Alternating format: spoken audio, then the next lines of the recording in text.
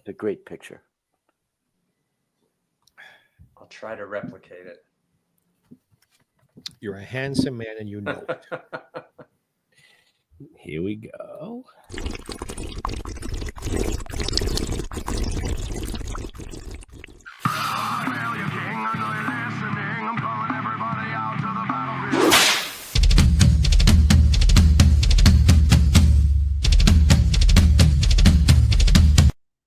The Dorkening and all affiliated shows are not intended for anyone under the age of 18. The following may contain discussions or scenes that have adult situations, graphic violence, nudity, strong sexual content, and graphic language. This show is intended for mature audiences only. Viewer discretion is advised. Everyone thinks because you're a zombie, you don't know good coffee. Well, they're wrong. We have very active lifestyles. It's not all wandering the countryside aimlessly or scaring passing motorists. And we all love a good cup of joe. And there's only one brew that gets my seal of approval. Deadly Grounds coffee is my guilty pleasure. Bold, robust, delicious. It's coffee that can wake the dead. With over a dozen different roasts and flavors, Deadly Grounds can satisfy the most finicky of coffee addicts. The aroma is so intoxicating. It brings all of my neighbors out of the woodwork. Deadly Grounds coffee. Coffee to die for and zombie approved. It's good to get a little deadly.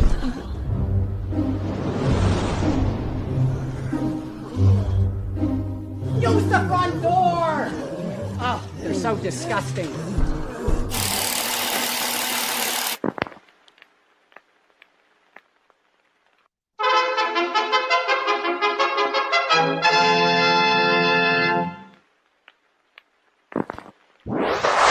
Persons under 18 will not be admitted.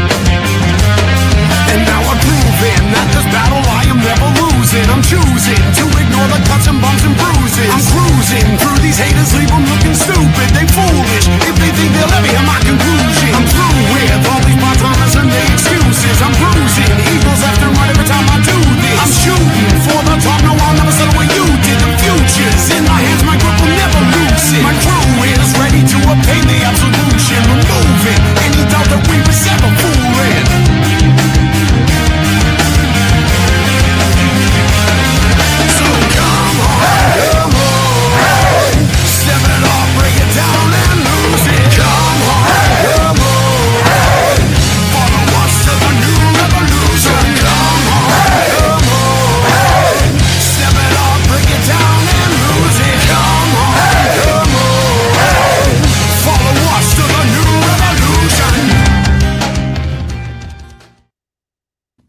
Hey, what's happening, everybody? Welcome to another kick-ass episode of Still Toking with.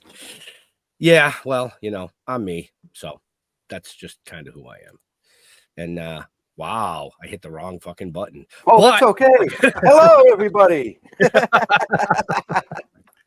They changed all the buttons on here again. Are you sure? I'm positive, because I was supposed to go like that. Hey there, hi there, ho there. You're as welcome as can be. Happy to be here and really looking forward to talking to Nelson. I am a fan. Excellent, excellent. So I'm just going to jump over to Jeff. Well, yeah, I mean, we've already put him on the screen, so, you know, is an introduction really necessary? You know? Well, of course it is. I want to hear it.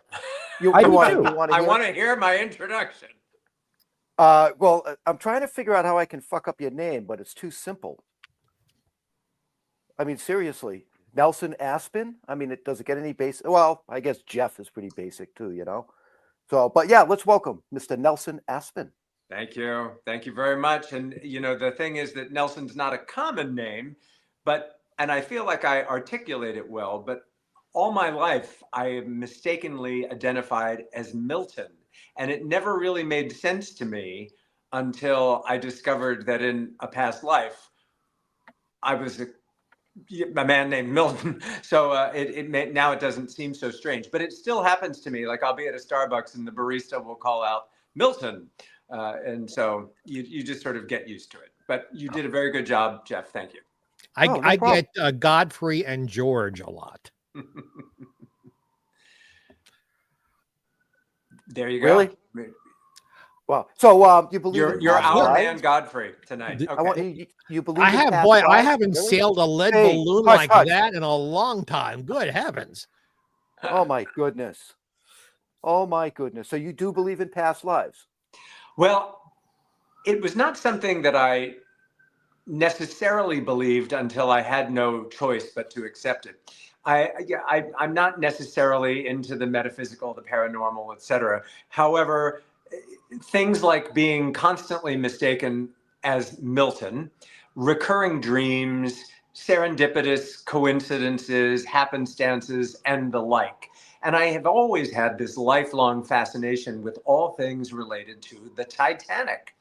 Mm-hmm. And I had this really intense connection with the Titanic story. A lot of people do. I call them Titaniacs. But then in 1985, when Dr. Robert Ballard, the oceanographer, discovered the wreck of the Titanic, because it had sunk in 1912, but nobody knew where it was. They just sort of knew approximately where it was. But it was so deep and so unprecise that the wreck had never been found until 1985. And because you recall from the movies that the ship split, and although it didn't split quite as the way James Cameron made it split, but it did split, and the opening of the ship released all the debris, everything that was inside the ship started spilling out. And Ballard was looking around and he found the debris, and it was a trail of debris that led him to the wreck, which is very exciting. Anyway, 1985, he was the most famous man in the world that week. He was on the cover of every magazine and on the front page of every newspaper. And I was compelled to get in touch with him. Now, remember, 1985, no internet, the phone with the push buttons. I got the phone book out, a phone book. Today's children don't know what a phone book is. And they don't know what push buttons are. No, they don't know what that is. So I got in touch with the Woods Hole Oceanographic. See my prop hand to represent the phone. I got in touch with the Woods Hole Oceanographic Institute and I said, "Hi, this is Nelson Aspen calling for Dr. Ballard." I didn't think he'd ever take the call. She puts me on hold. Less than a minute later, I hear a voice on the other end go, "Hello, Milton?"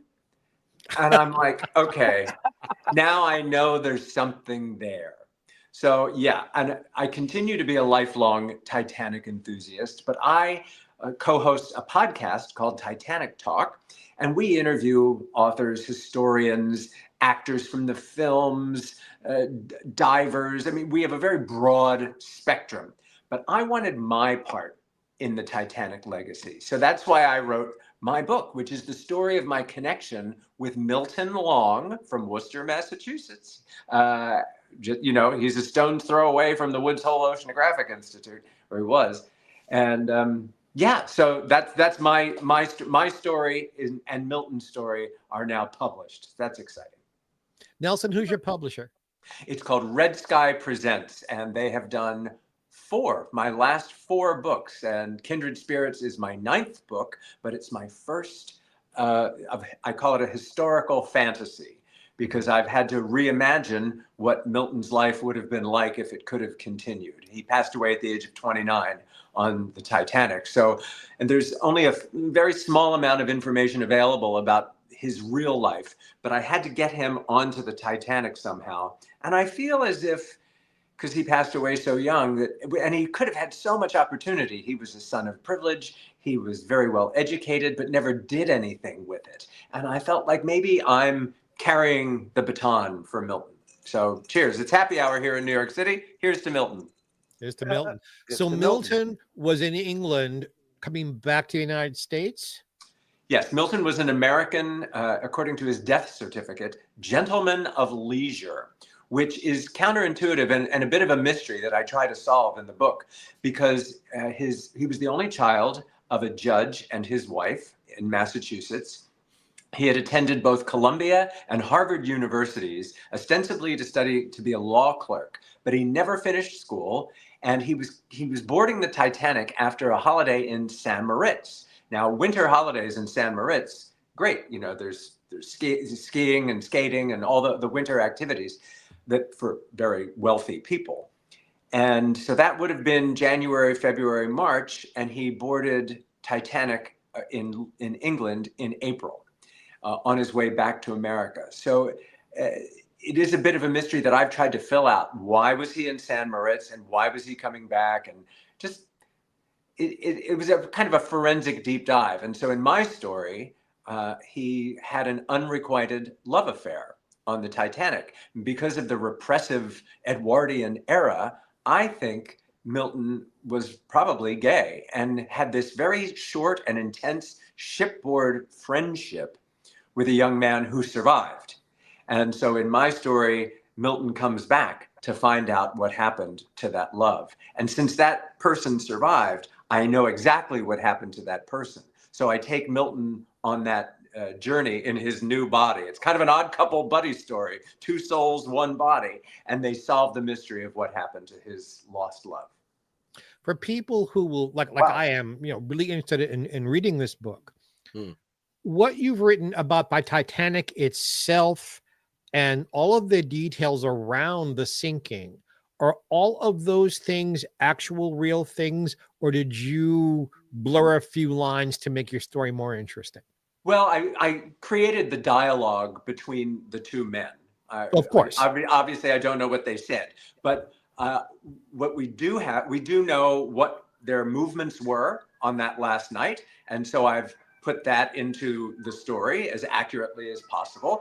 The Titanic fans always want to see Molly Brown and Bruce Ismay and Captain Smith. So those are tangential characters that make cameo appearances. So you do have time on the ship. So if you're a fan of the ship itself, if that's your thing, you do get to satisfy time aboard the Titanic. And I won't do any spoilers, but there's a lot to make the Titanic fans happy.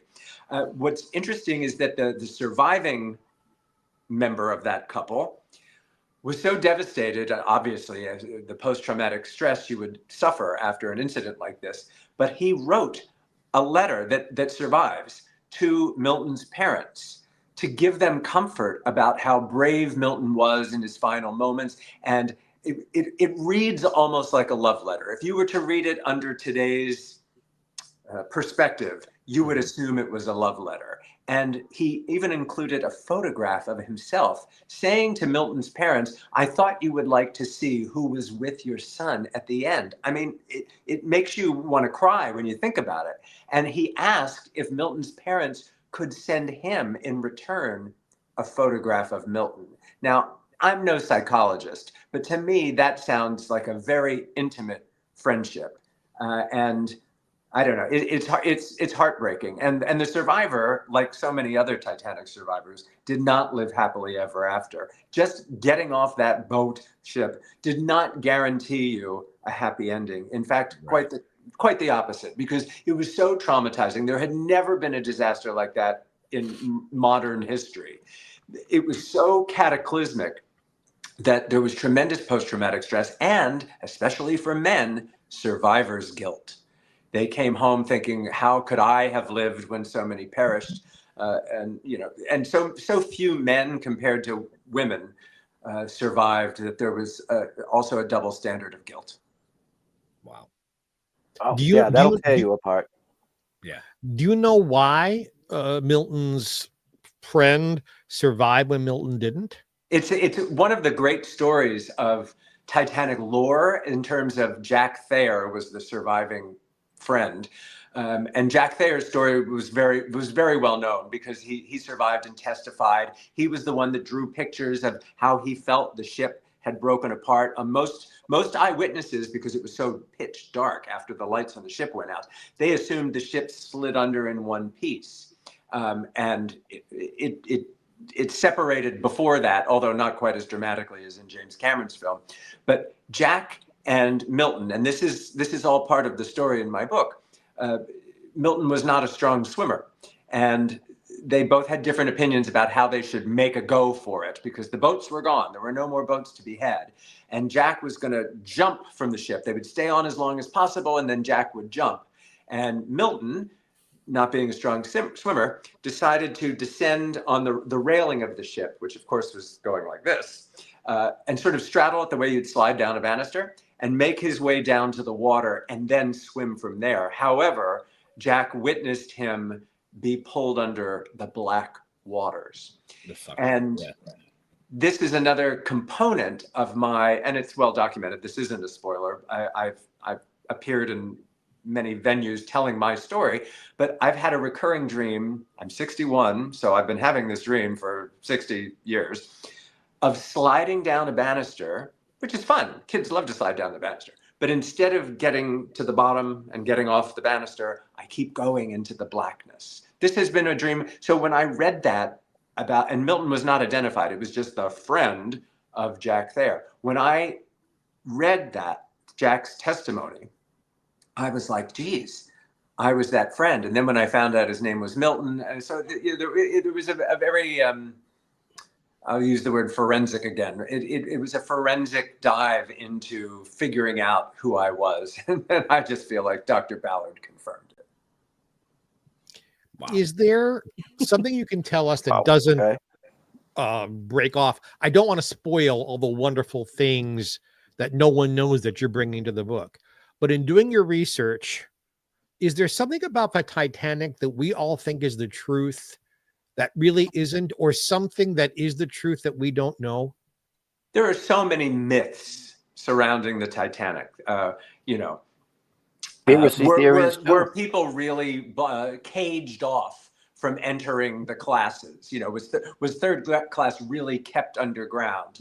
There were no locks on the doors, the gates. The concept of not enough lifeboats. Yes, that's true. There weren't enough lifeboats for everybody on the ship, but there were actually more lifeboats than were required by law. The laws of the day required X number of lifeboats depending on the tonnage of the ship. Controversies over men dressing as women to slip off into a lifeboat. That perpetuated itself through the story of some Chinese survivors who, you remember how Kate Winslet was floating on the panel? Yeah. They say a door, but it was a panel. That was actually based on the true story of some Chinese survivors who were floating on panels. The population of Chinese people were so persecuted against in those days that when the Chinese survivors, men, I would add, came in with their native wardrobe, some folks thought they were men dressed as women, and that's where that story started. Fascinating. What happened to the captain? Did the captain sort of go a little loopy and stand on the bridge like in James Cameron movie? Or other reports were that he was holding a baby in the water, and some say he was on his megaphone telling his crew to be British. We don't know. It's like the game of telephone. You're relying on testimony during what was a chaotic and traumatic event. So, but there's a million myths, and that continues to this day. Everybody wants to know, well, it was the rivets caused, or it was the way they hit the boat. It's a great mystery, and it's the mysteries that keep us so interested. I know Boston just had a Titanic show last week. I'm glad you actually brought that up, because Nelson and I were discussing this backstage. Now that the book is out, he's going on tour from, California to New York to London to Belfast to Boston. Everywhere. But he is coming to Boston because they extended that. Oh, they did? Okay. The Titanic exhibition is currently at the Castle at Park Plaza in Boston. Mm-hmm. And I found out that it was proving so popular, as all of these exhibitions do, that they have extended it through the month of May 2025.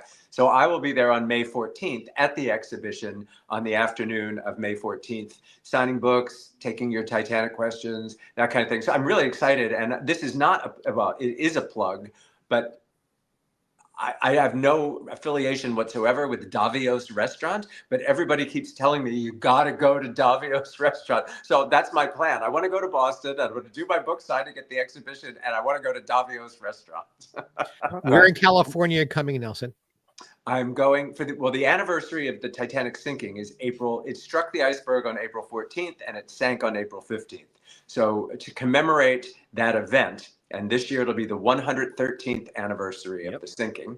So the weekend before, April 10th through 12th, I'll be on board the Queen Mary, the original Queen Mary, in Long Beach, California. They've turned it now into a hotel, a museum, a club.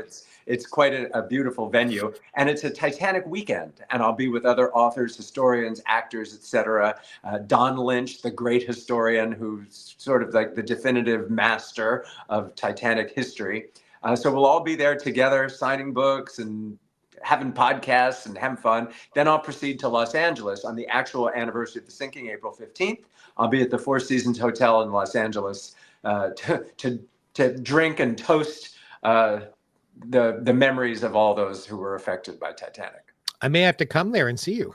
I will be there. Get on the tip sheet.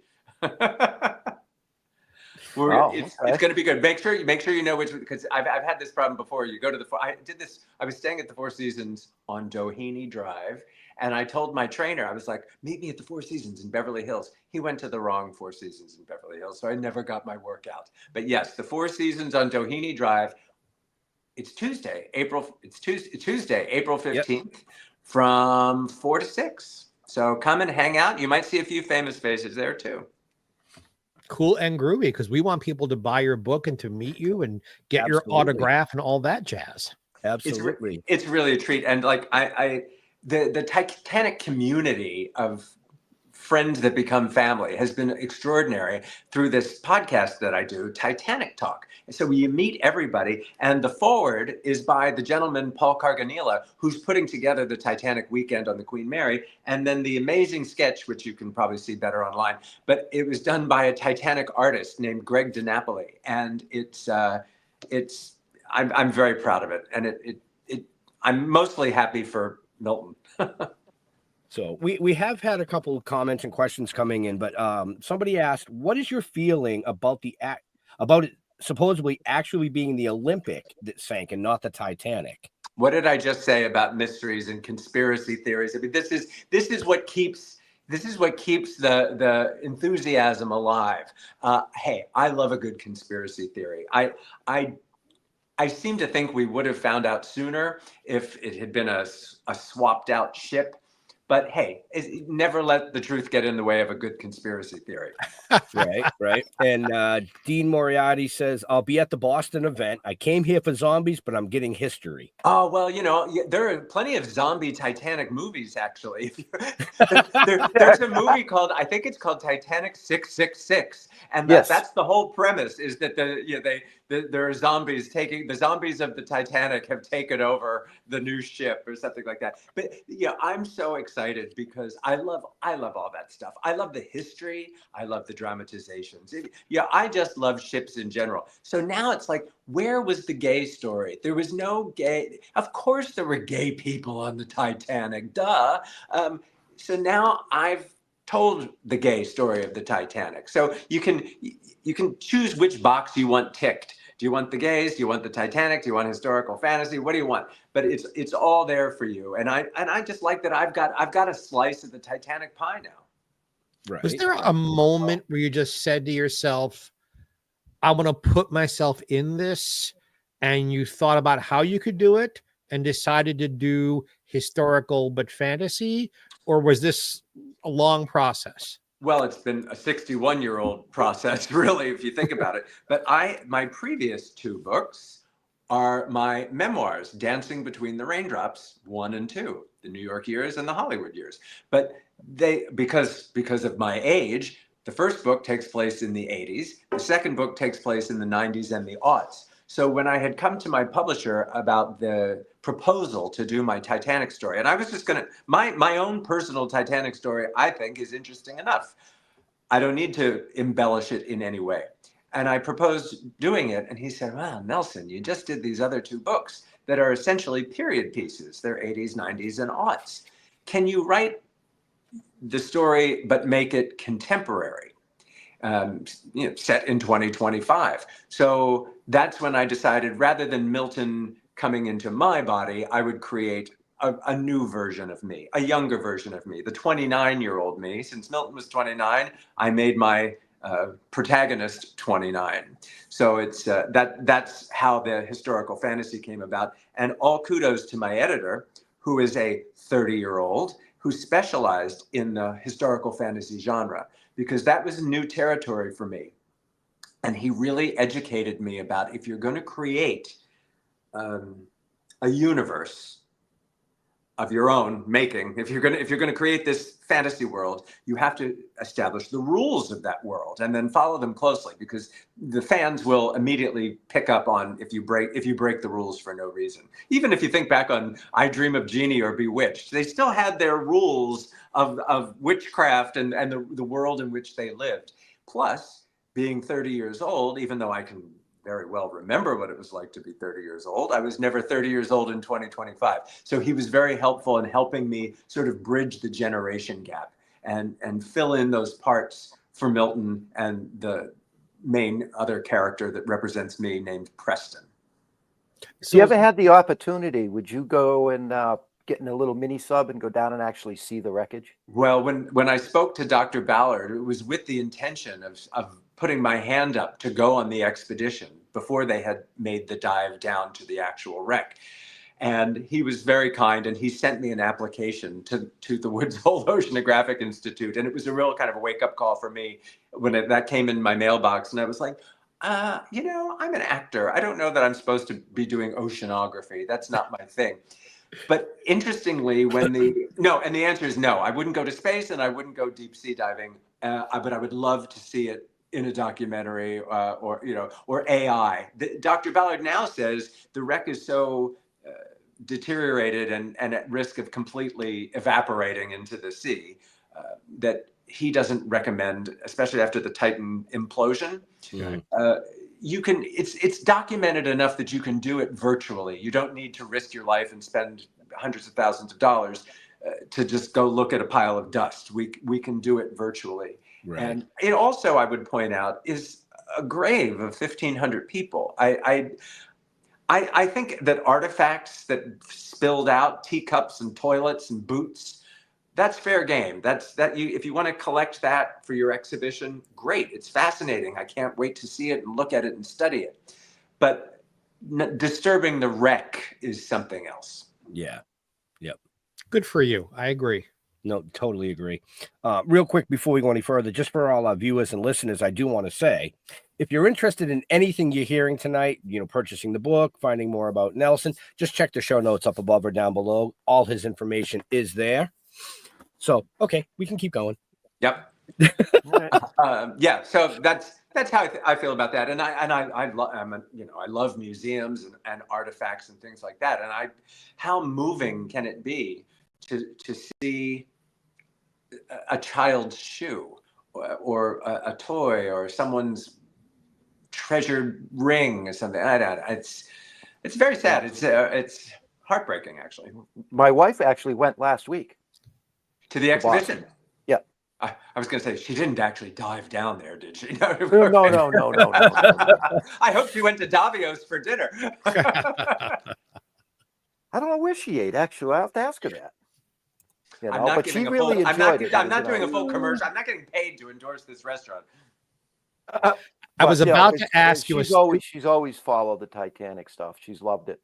Everybody has some interest in Titanic, I believe. I've never met anybody who could care less about it. Everybody has some kind of interest in it. And I think, when it happened in 1912, of course, it was an unprecedented kind of disaster. So people were very interested in that for a couple of decades. And then the film versions, the Barbara Stanwyck version called Titanic in the early 50s, and then Walter Lord's magnificent book, A Night to Remember, was made into a film in 1958, I believe. So that rejuvenated interest. My interest really came on strong in 1972 when I saw The Poseidon Adventure, because I was so swept up in the excitement of the story of the Poseidon Adventure that's what really fervently got me interested in other maritime disasters, especially the Titanic, but also the Andrea Doria, the Lusitania. Yep. And then Ballard's Discovery, 85, rejuvenates it again, and probably nothing bigger than James Cameron's 1997 film reintroduced it to not only that generation, but it's still doing it. Like children who are 10 years old are interested in Titanic because of the movie. Like, so it's fascinating to think that a disaster of that proportion could spawn artists and authors and explorers. So if that's the silver lining. That's really the greatest legacy of Titanic, is that it has spawned goodness out of all that tragedy. Right. It's a piece of history that can never be erased. And certainly, if you think, oh, that could never happen again. You know, they thought it was unsinkable. Ha ha ha! No, nature showed them. But what is the Titan submersible? It's the same thing. They thought, oh, well, we can just get in this tin can and go down there. Give me $100,000 and I'll take you down in my tin can. It's hubris, and it's history repeating itself. Right. I was going to ask you if you've had any experience in cruising, and I'll reword the sentence. Did you get yes on? Yes and yes. Yes. Did you get onto ships? Did you have to immerse yourself in the cruising industry to understand what it's like to be on these luxury ships, so that your characters could really come to life, or did just reading books and stuff do enough for you? Well, I'm lucky. My parents made sure I was very well traveled. So as a child, we were going on cruises back in the days when it wasn't like some cruise ships with water slides and all that, zip lines and things like that. Luxury liners, fancy schmancy. And then because I was an actor and I was interested in film, when I was 15, they sent me on an AFI, American Film Institute cruise by myself. I was 15 years old and they sent me off on this cruise. I had a nice young lady chaperone. I think my father was hoping things would work out differently. So, but I was on this cruise with Olivia de Havilland and Glenn Ford and King Vidor. Now there's a remote name you don't hear every day. But it swept me up with all my interest in film and combined it with cruising. And now I just finished. I did 2 cruises this year, one for pleasure on a Ritz-Carlton yacht, which was really spectacular. And they've actually offered me a speaking engagement to come on and speak about my entertainment career as well as Titanic. And then in January, at the end of January, Cunard booked me to be a guest speaker on the maiden voyage of their new gorgeous ship, the Queen Anne. And that was marvelous. I got on, they sailed from Southampton, England, to New York. I boarded in New York, and I was on the leg down to Miami. And then I got off in Miami before it continued on to the Panama Canal, up to San Francisco, and then off to Australia, where it finished its tour before heading back to England. But I was only on there for 4 days, but it was amazing. And I got to speak about the Titanic, meet wonderful people, explore the ship. Because for me, I'm just like that little boy in the Poseidon Adventure that just wants to go up to the bridge and just wants to go down to the engine room. And I just love ships. And someday, I know you're an R-rated show, so I could probably do it now, but my pants are too tight. I'll show you my Poseidon tattoo someday. I don't know. I mean, to me, too many talking, punchlines. I'm just. Oh my God! I'm trapped. well, The yeah. things that I was gonna say, I had to stop.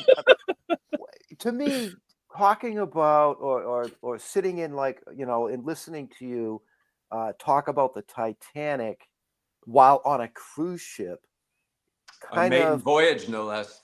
A maiden voyage, no less, kind of makes me. It's like these people that sit in little rubber rafts out in the ocean and watch Jaws on shore. Or Land of the Lost. Remember Yes. Land of the Lost? Yes. Yeah. I get where you're going, Jeff, but the truth is, anybody, especially in today's generation, that goes on a cruise ship, they want to find a staircase and do the staircase from Titanic, or they want to go to the very front of the ship and do the Kate Winslet, Leonardo DiCaprio thing. It's because of the Titanic. I've done all that, actually. Yeah, but it's the presence. It's the presence of Titanic in popular culture that actually helps the cruise industry. People are more interested in cruising than ever before. Right. See, now when we were on the cruise, the first thing I did was say, okay, I want a balcony outside, and the first thing I did is go, okay, I'm on one floor down from the lifeboat. I can make that jump, no fucking problem. Unless you get and you're hit by a rogue wave and you go the other way. Well, yeah, but then that's just karma, I guess. Nelson, I want an opinion from you as an expert. I'm full of them. I've heard that about you. My lay partner and I saw the film, the Cameron film, 15 times. We were so enchanted, entranced, horrified, and believe it or not, actually, it was with all that tragedy, we walked out holding hands. It was kind of romantic. Why do you think the Cameron film is the best of the ones made? The others are very good with big stars. What was different about what Cameron did, do you think? Or do you think it's not the best film? It's not. To me, it's Night to Remember, 1958, is my favorite. Until they do the movie version of Kindred Spirits, that is. Of course. But I was living in Los Angeles at the time, and a friend of mine, my podcast co-host, Alexandra Boyd, she was auditioning for the film, and they wanted the actors to write a monologue from the point of view of a passenger. And she, again, who had the internet? That wasn't, and we weren't holding the world of information in our hands. And she's like, "Oh, Nelson, you know everything about the Titanic. Will you help me?" And I'm like, "I know exactly who you are going to be and how we're going to write it." And she got a part in the film, and she did that. And I remember going to the Beverly Center in Los Angeles, and I saw Titanic 8 times in the theater. And even at the time, it wasn't that I thought it was great, but it was great in its ability to be a spectacle and to tell a tried and true haves and have-nots Romeo and Juliet story, but we fell for it. And that's a credit to the director. It's a credit to the actors, but it was this romantic setting. And I don't know why we romanticize something of 9/11 proportions. Like you would not see James Cameron doing Romeo and Juliet in the Twin Towers on 9/11. But there's something about Titanic, I think, because I've decided it's because it represents an age that doesn't exist anymore. The Edwardian age of women can't vote, get your corsets on, poor people downstairs, rich people upstairs, whatever that is. That's why we're interested in it. Maybe a little bit like the Civil War and why people want to watch Gone with the Wind. It just represents something you won't see for the best. Right. But I think that's what it is. It's another time. Yeah, time needs to pass before you can do something like that. It's got to be more in the history. Are you telling me he is going to do a Romeo and Juliet 9/11 movie? I'm not saying that. I'm just that we're 50 years away from anybody even thinking about doing that. Yeah, well, maybe. I'll be on to my next life. Hollywood's running out of shit to do, so who knows? Well, yeah. Nelson, do you think your book is romantic? Oh my God, I'm so. I just thought people might get a kick out of it for the Titanic aspect. People are very captivated by the mystery because of finding the unrequited love. But I'm so delighted by the reaction to the love story and how it gets pretty steamy in there too, and people responding to that regardless of the sexuality, men, women, straight, gay, whatever, are really gripped by this love story that transcends time. And I was thinking about, remember that Christopher Reeve movie, Somewhere in Time? Yes. And that, to me, that's a very identifiable romantic prospect when you think about a love that reaches across time. And I feel like I pulled it off. I wasn't confident I could, but I think I did it. Best place to buy your book is on Amazon or elsewhere? You can, if it's not in your bookstore, you should absolutely be outraged and complain. But otherwise, you can go to Amazon and pick it up there. I think it's $17. The Kindle's $8.99. Or check on my website, nelsonaspen.com. And there's my full book tour schedule, and I might be in a city near you, whether that's The best place to Southern get it is California, in a bookstore. Boston, Baltimore. I forgot Baltimore. So, like I always say, folks, you know, you can order it on Amazon or Barnes & Noble and all these bookstores, but no, seriously, get off your ass and go to one of his book signing events and meet him in person. That is the way to get the book. It's really Best way to a get the treat. book. We're gonna, after I get through with the United States, I'm going to London at the end of May, and then I'm going to Belfast. And Belfast is important because that's where Titanic was built. And I was last in Belfast before James, it wasn't before James Cameron's movie, but it was before Titanic has changed the entire city. The definitive Titanic museum, hotel, distillers, Belfast has just become ground zero for all things Titanic. And I'm finishing up my book tour there. I will go to Australia in December, but it's to be in Belfast, and the office building where Thomas Andrews designed and the builders planned the ship, they're still intact, and that has become the hotel bar, and that's where I'm going to have my signing at the hotel. If you look at the pictures, the windows are the same as Thomas Andrews would have seen when he was sitting there sketching out his blueprints. Amazing. So very, very cool, sir. Yeah, I'm excited. Right. I hope it rejuvenates and continues to fan the flames of Titanic passion. Who do you want to play you/Milton when the movie is made?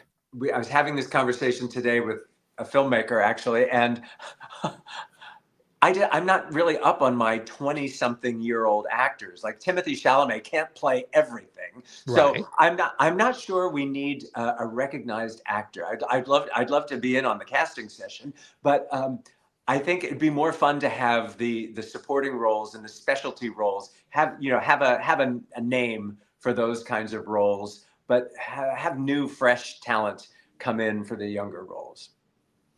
Okay. New, fresh talent. I'm trying to remember the last time I saw one of those. But wow. But hey, yeah, he said earlier Milton coming in him, and I left that alone. You did. So you did. I did. Because I was going to say that's a whole different book, but I didn't say that. That's the Dancing Between the Raindrops book. I made it through the 80s and lived to tell about it. So yeah, that's why the other book is called Dancing Between the Raindrops, because my dad used to say to me, Jesus Christ, I don't know how you survive. It's like you're dancing between the raindrops. And that really has been the story of my life. Are you going to be also signing at the Grove in Los Angeles? I'm not at the Grove. I'm just doing the Four Seasons in LA and the Queen Mary in Long Beach. So that's tell Harlan to book you out of here in Palm Springs at Just Fabulous. He had mentioned Palm Springs to me. I just couldn't get there. I've only got so many times in the week, and also Palm Springs, which I love. I haven't been to Palm Springs in years. I was dating a golfer. We spent a lot of time in Palm Springs. Oh my God, I got the worst case of food poisoning in my life in Palm Springs. I'll never forget it because it was my own mistake. I had sushi and I thought, who eats sushi in the desert? Amateur move, real rookie move. But yeah, I also, when I left Los Angeles, I gave up driving. So I was like thinking I wouldn't even know how to get to Palm Springs without a car. So, but yeah, we'll make it happen someday. I would love to get back. I know you have an early out. Yep. I've enjoyed this so much. Me too, guys. I hope I didn't talk your ears off. I just no, you get me started on Titanic. I loved it. I mean, we really only talked about the book and Titanic. We didn't even go into your illustrious careers and things, other things that you've done.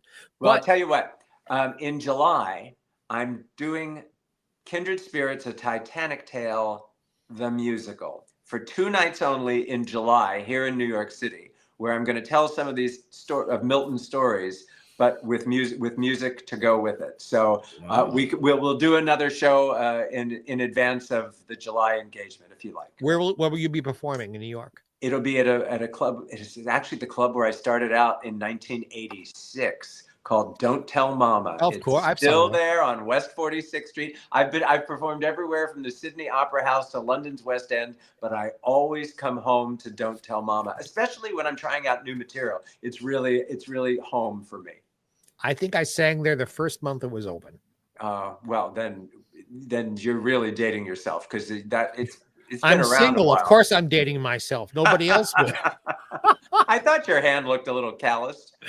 Hey, baby. My best friend. I'm left-handed. Wow.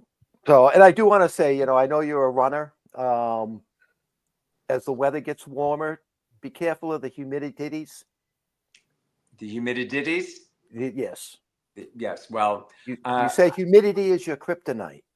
Oh, yes, I have said that. I don't, that's the only time I will opt for the treadmill. I don't mind this ice and humidity. Otherwise, I'm out there every day.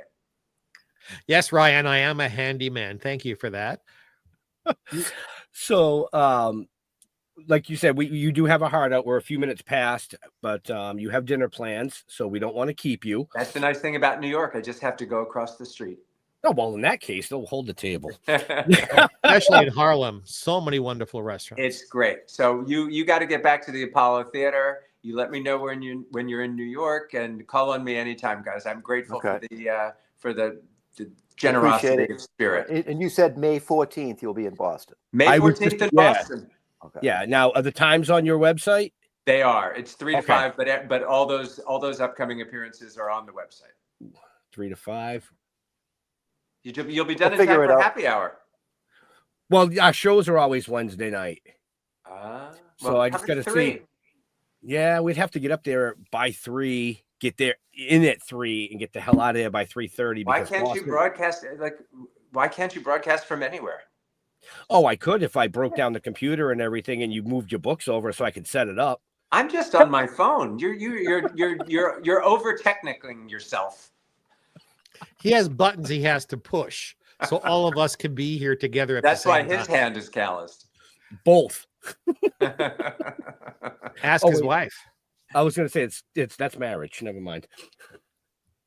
See, I figured you guys out, and Jeff, you're speak no evil. Right? Sometimes. Not always. Tonight he is for some reason. Usually he's all speak evil. Well, I had 1,000 things pop into my head with the tight pant bullshit. But So did I. I didn't say a thing.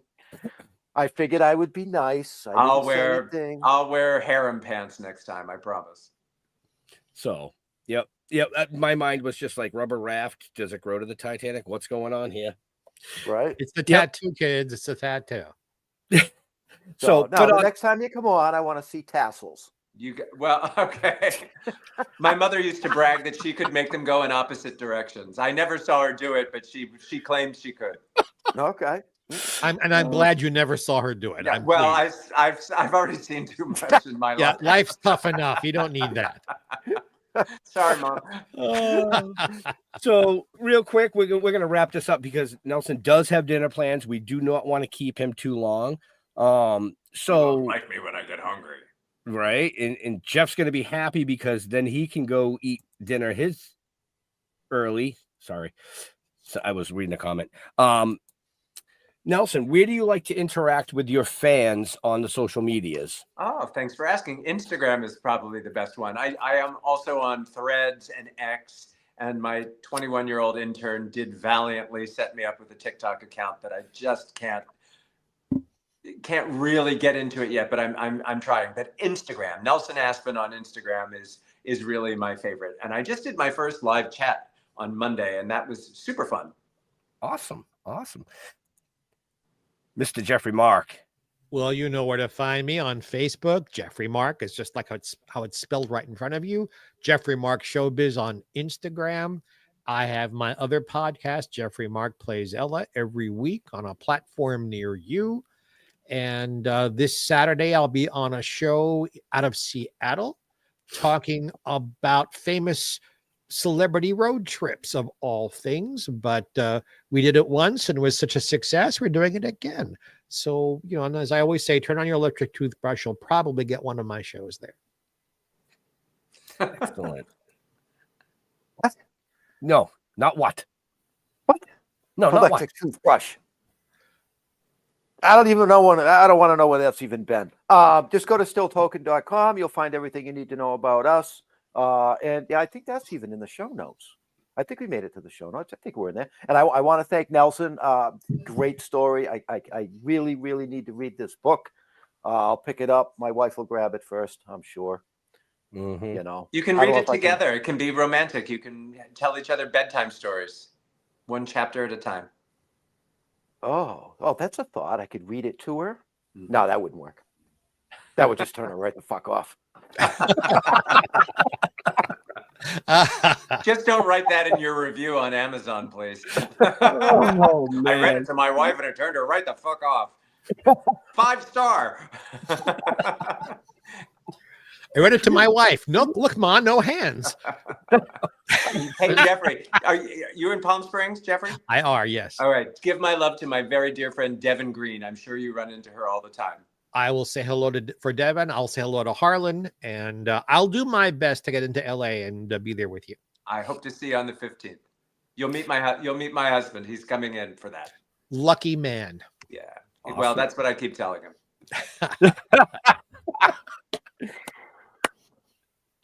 Oh, so on that note, folks, make sure you check the show notes up above or down below to find out all the information you need to find out about Nelson, his book tour, and everything that we didn't get to talk about tonight. Right. You know, but to all our veterans and first responders, we want to thank you for doing what you do so people like us can come up here and do what we do. Stay safe. We'll see you next week. We're out of here. Peace.